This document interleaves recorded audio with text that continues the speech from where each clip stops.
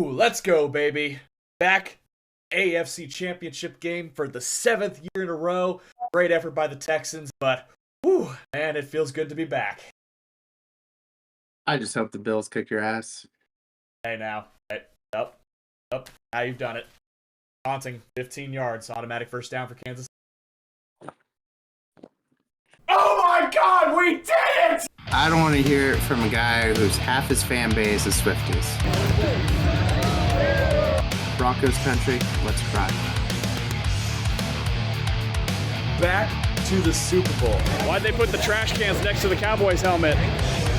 You could take it and shove it up your face. What I really need to be hearing from you, though, is thank you. Good afternoon, football fans, and welcome to the divisional round recap of the Trajan Sportcast. I am your host, professional wrestler, and for the 7th straight year, AFC Championship game attending the Arrowhead Invitational, Kansas City Chiefs fanatic Christian Temple, joined alongside, as always, by my good friend, the terrible towel twirling Trajan. Hey, at least the Ravens aren't in it anymore, right? That is true. That is something I am happy about. Which is another reason why you're probably cheering for the Bills this week, right? Oh, yeah. Yep. Bills all the way, at least until the Super Bowl, and we'll see the matchup there. See what happens. Right, there you go. Alrighty. Yes, Kansas City victorious in the divisional round. Moving on to the AFC Championship game, taking on a very familiar foe with the Buffalo Bills. This is the 4th time in the past 5 years that the Chiefs and Bills have met up in the playoffs. But before we get to all that, let's talk about what happened in the divisional round.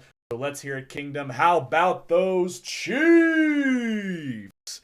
Victorious over the Houston Texans with a final score of 23-4. And believe you me, this was a game that I was still very nervous about, just considering how Houston handled the deficit of the Los Angeles Chargers, how they came back and just rattled them with their D. That's always in the back of your head. It's like, oh man, they look really good against the other team. Hopefully they don't keep that up against my team in the playoffs. So, but it was a really good game. Kansas City able to shut them out to only 8 points in the second half, even though the Texans valiant effort after halftime. But we're getting a little ahead of ourselves here. Starting in the first, even the opening kickoff, Nico Remillo returning it deep into Chiefs territory, fumbling the ball. Shout out to Samaje Perine, Johnny on the spot, jumping on the ball. I guess the Chris Boyd situation was a little misunderstood, apparently. I guess he was just so hyped about rushing back and making the tackle that he still threw off his helmet, and he was shoving his coach in celebration, but his coach, literally the first thing he said was, "This cost us a yard," because he took his helmet off in the play. My question is, though, if he knew there was a fumble, why did he just run off the field? Why was he trying to be in the scrum, trying to get the ball and everything? That's what would confuse me about that open. Maybe they're just saying that to save face. I don't know. I don't know. That's just what I've gathered, from what the coach has said, what he has said. So I would be inclined to believe him. I'd hate to think that he was, being an idiot on purpose, but I'd hate to think he was Dwayne Rudding himself. There's a reference there. But yes, the Chiefs in excellent field position, and I was so upset the fact that they couldn't capitalize. They had to settle for a field goal. Houston gets the ball back, go down the field. Shout out to the defense, keeps them out of the end zone the entire first half, makes them settle for a field goal. Kansas City goes right back down the field, is able to get another field goal, and Houston would respond with a field goal in a little before the half. But got to give a shout out to Travis Kelce. What a game he had. Oh my gosh. So, full disclosure, we were watching this at our job, and Clifton was there watching. And I was a little sad because we didn't challenge that ruled an pass to Hollywood Brown. The very next play, wide open, middle of the field to Travis Kelce. And he makes one guy miss, makes two guys miss, and I can't remember exactly what you said. It's like, why can nobody tackle him? I can run faster than Travis Kelce with so long. I mean, it's the slowest touchdown I've ever seen. Well, it wasn't even a touchdown. That one wasn't the touchdown. That's a first. Uh, Yep. First and goal, but still. Just, oh my gosh. Just crazy. Whenever Travis Kelce goes into the Hall of Fame, that's going to be like one of the first plays they show on his highlight video before he gets inducted. Because that was so ridiculous. They just slid right off him too, and he's just rumbling down the field, and he gets down to the 5-yard line, which obviously set up Kareem Hunt rushing touchdown. Fantastic work by Kareem. He had 8 carries, 44 yards, got the touchdown. It's good to see him back on the team, and it's good to see him in a game past the wild card round. So, Travis Kelce did later on get himself a touchdown on a key 3rd down. Mahomes in the pocket, in the middle of being sacked, on the way down, throws it, hits Kelce right into the numbers. Touchdown, Kansas City puts them up by 2 possessions.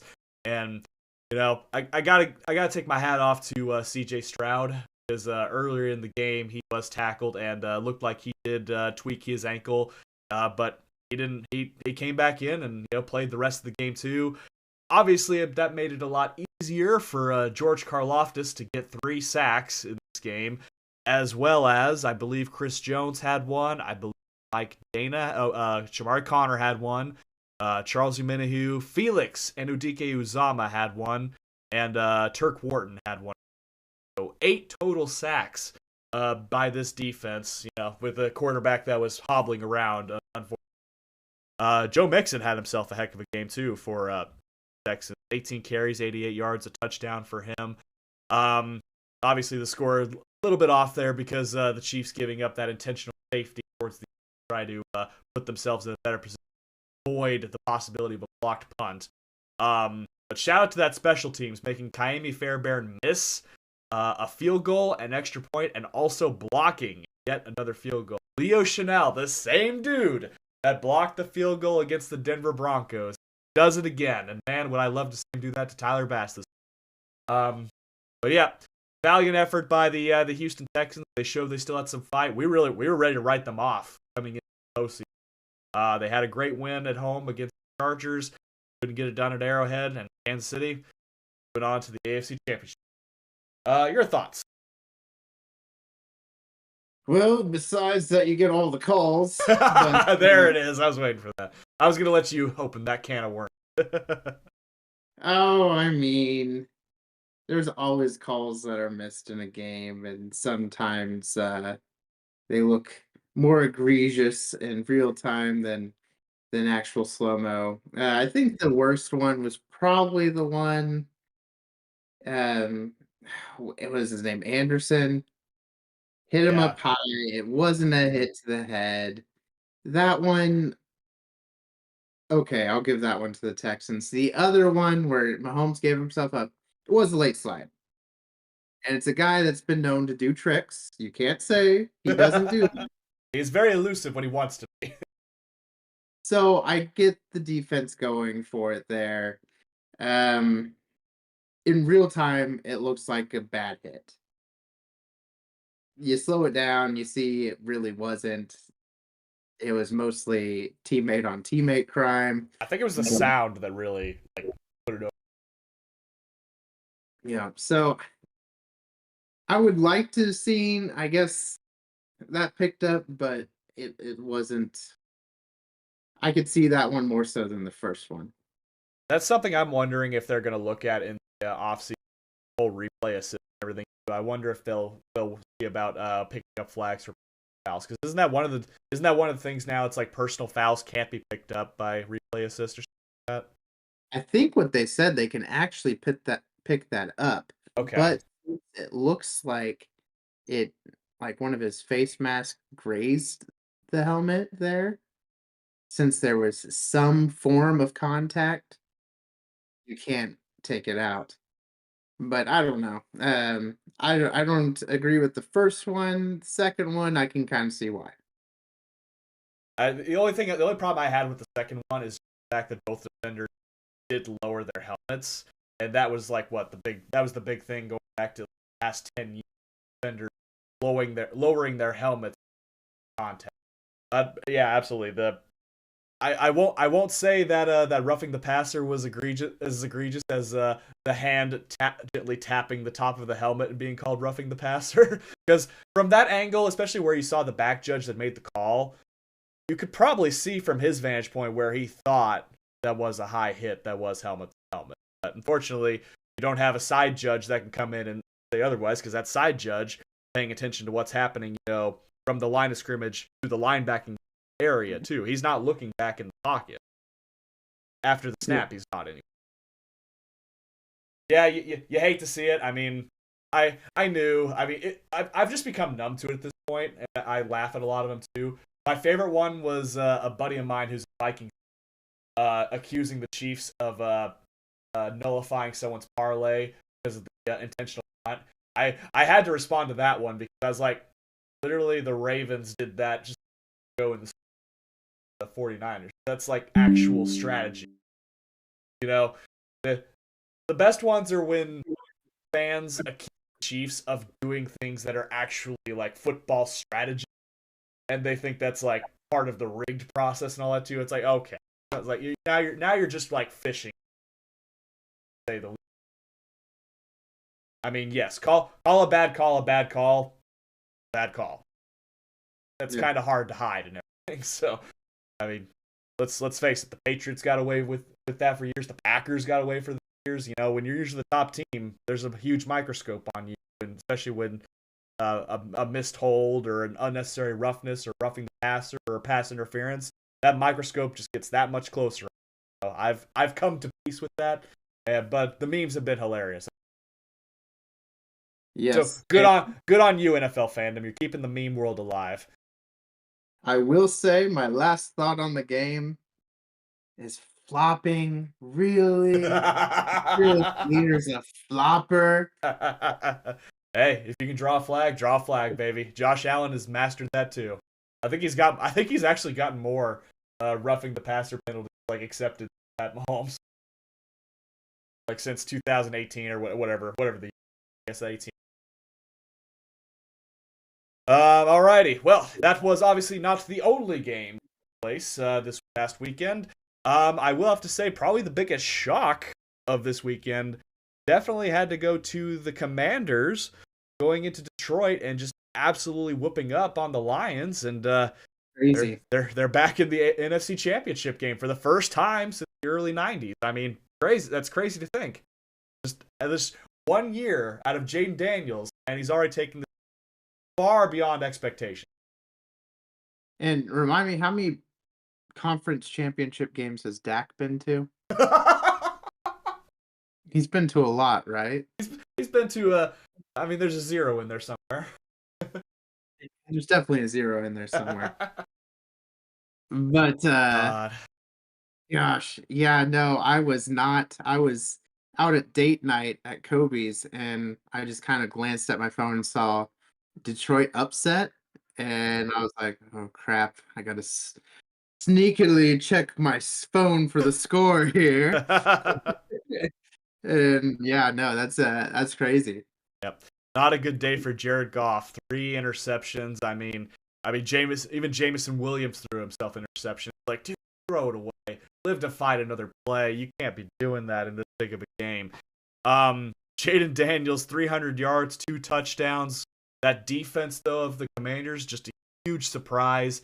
I mean, that's the deal. It's like, you're happy for a team that goes into another place's house and actually, get that upset too. But man, it's kind of hard not to feel bad for the Lions, especially since everyone was saying they were probably due to finally make it. It felt like they were due, but I think they believed the hype. I truly believe they bought into it and they thought they were going to smack the Commanders around, and in turn they got smacked. But the biggest thing is, who knows about next year? I mean, all of their coaching talent is getting stolen right now. Ben Johnson to the Bears, Aaron Glenn to the Jets. Yeah. Yep. So, gosh, if only they had like a Matt Stafford or someone. They're a Matt Stafford away from winning the I'll give you that. They probably did start to believe their own hype too. I think the other side of that coin, those injuries on defense, that's Yeah, that's a huge deal. I mean, you can't obviously you gotta give some of the blame to Jared Goff. He was not on the matchup at all. But yeah, I think ultimately the injuries on defense, if they had a healthy defense, they probably could have nullified maybe a couple of those turnovers. But I mean, throwing arm punts in the end zone, you've got your wide receiver throwing interceptions now. That's just not a recipe for success, especially in playoff football. yeah. Hey, hats off to Jaden Daniels, Dan Quinn, and the Commanders organization. Best of luck against the Eagles. Who, speaking of which, held on against the LA Rams at Lincoln Financial. Yep, and a slick game. They came out, I think, the more physical team of the group there. You have Jalen Hurts got injured, so it's something to look at. His knee got trapped underneath him when he was stretched back. That made me. Oh, that was awful. So we'll see how much of a factor. If I swear, if the Eagles get into the Super Bowl, but he's limited because of a knee, and that's how you get the three-peat, I'm gonna be livid. Well, even though he might be limited, I'll tell you someone who is not limited, and that would be one Saquon Barkley, who went off on the Rams defense, 205 yards rushing. That's just rushing. And he added another 27 on 4 receptions, in key moments there. But 2 touchdowns from him, one being a 78-yard to the house against that Rams defense. That's been one of the big reasons why they've been so successful this. I mean, we can point to the fact that the NFC West, I mean, they kind of tripped and fell over themselves too, but the Rams did stick out as the obvious number 1 team, whether it was injury or whether it was better play. But yeah, Matt Stafford, he got the team back to the divisional round again. It was just go against a team like the Eagles that will pound the ball all day long too, and they're not afraid to do it. And they got a good defense on their side. And you're going into Philadelphia, hostile territory in the elements. That's not a good recipe for success. It really isn't, and yeah, the Eagles hold on. This team that we didn't think was going to be that good at the beginning of the year, especially kind of how they started slow and were barely getting by. How they finished last year. Yep, and how they finished last year. Now they're killing it. They're looking like the favorites to NFC. Alrighty, and then the main event. This is the one everyone was waiting for. The Buffalo Bills and the Baltimore Ravens. And yeah, when you give up 3 turnovers against Josh Allen and the Buffalo Bills, it's not going to turn out well for you. So, part of that being Lamar Jackson, and 2 of them, 2 big mistakes at least, being on Mark Andrews. I mean, he had the fumble earlier in the game when all he had to do was catch the ball, turn around, and just fall forward. But he was trying to juke the defender and everything. And boom, ball pops out, gives Buffalo the opportunity to go ahead. I mean, valiant effort by Baltimore. They came crawling back in the third quarter. I mean, 9 unanswered points, and they get the touchdown and chance to tie the game. And once again, Mark Andrews hit him right in the hands. And yep, season isn't a heartbreaker. Yeah, it's so sad. I mean, I feel so bad for them. Oh my goodness. We full disclosure, he and Trajan and I had the exact same thought. Don't throw it to Mark Andrews on the 2-point conversion. We remembered what happened last time. And sure enough, it happened again. I for one am grateful he threw to Mark Andrews. But I mean, Lamar, the obvious MVP, fumble, interception. Obvious MVP. I mean, it's almost like maybe they should have ran the ball some more and took it out of his hands and not play hero ball. And what a concept, right? concept. It's weird. All right. Well, that is your recap for the divisional weekend. Now it's time to move on. Championship Sunday, and we will start with the early matchup, the NFC Championship, an NFC East battle. Who'd have thought that like 3 or 4 are battling for the not just the division but the conference. It's crazy to think, but we have the Washington Commanders going on the road to take on Philadelphia Eagles. Washington sitting at 12-5, Philadelphia 14. It was a tough battle even into the regular season to determine who was going to be the champion with home field advantage. Philadelphia obviously took that at the very end. But we've seen a lot from Jaden Daniels so far too. Will he keep the momentum going for the Cinderella story Commanders, or will Jalen Hurts and Saquon Barkley just run all over that defense? Yeah, it's you never know. I think the Eagles are going to dominate in this game, really, but you never know. We shall see. Obviously, the odds-on favorite is, of course, Philadelphia going into this game, showing the ESPN analytics at 63.7% chance, winning the over-under 47.5 points, and Philadelphia opens up as favorite. How that goes.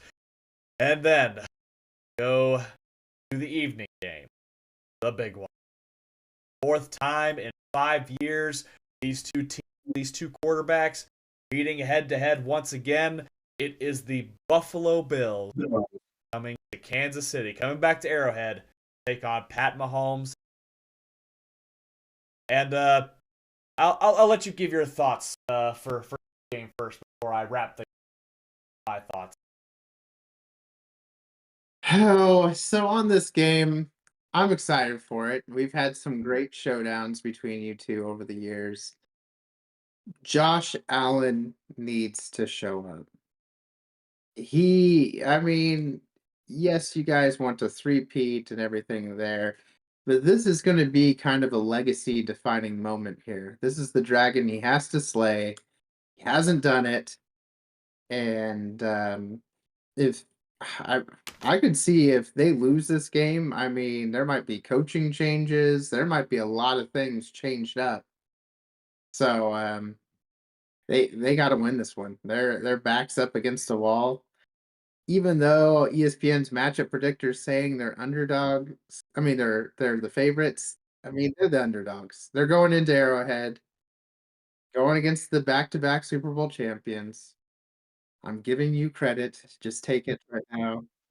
But but the biggest thing is you got Sky Moore on IR, and I don't know how you guys are going to overcome that.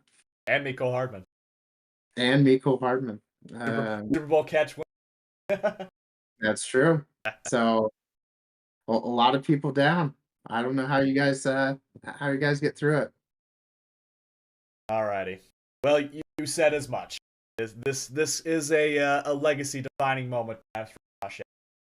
Josh Allen has faced Kansas City Chiefs 3 times.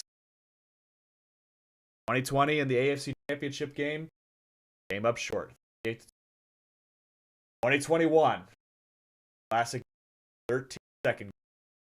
Pat Mahomes wins the coin toss down the field, gets a game-winning touchdown to Travis Kelce, 36. Changes the rules of overtime in the playoffs as we know it. Yep. And then last year, Buffalo had the perfect opportunity. They're at home. They got the Kansas City Chiefs on the road. Everything's going good. They got the momentum and everything too. They have a chance to tie the game with the field goal, and Tyler Bass, wide right, part 2. So now, 4th time in 5 years.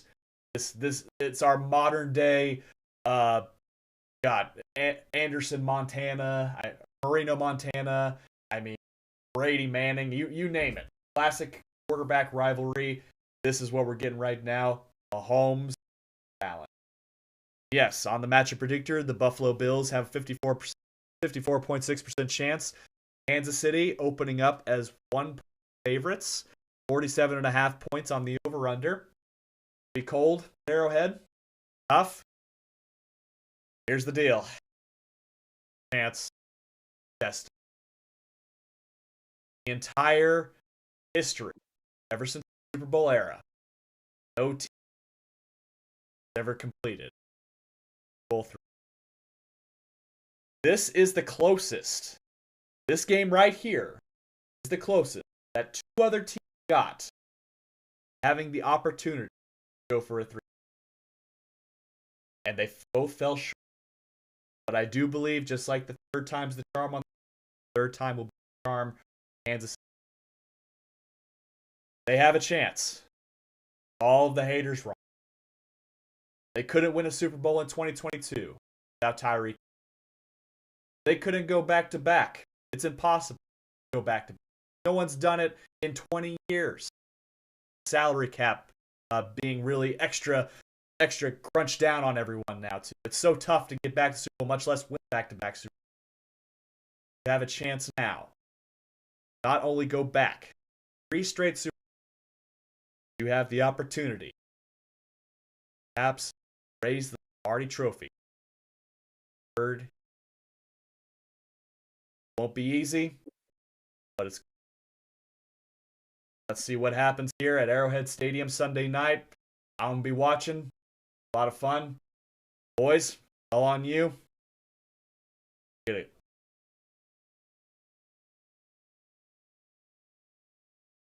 By the way, you're the 4th team to go to the championship game. 14. Okay, I apologize.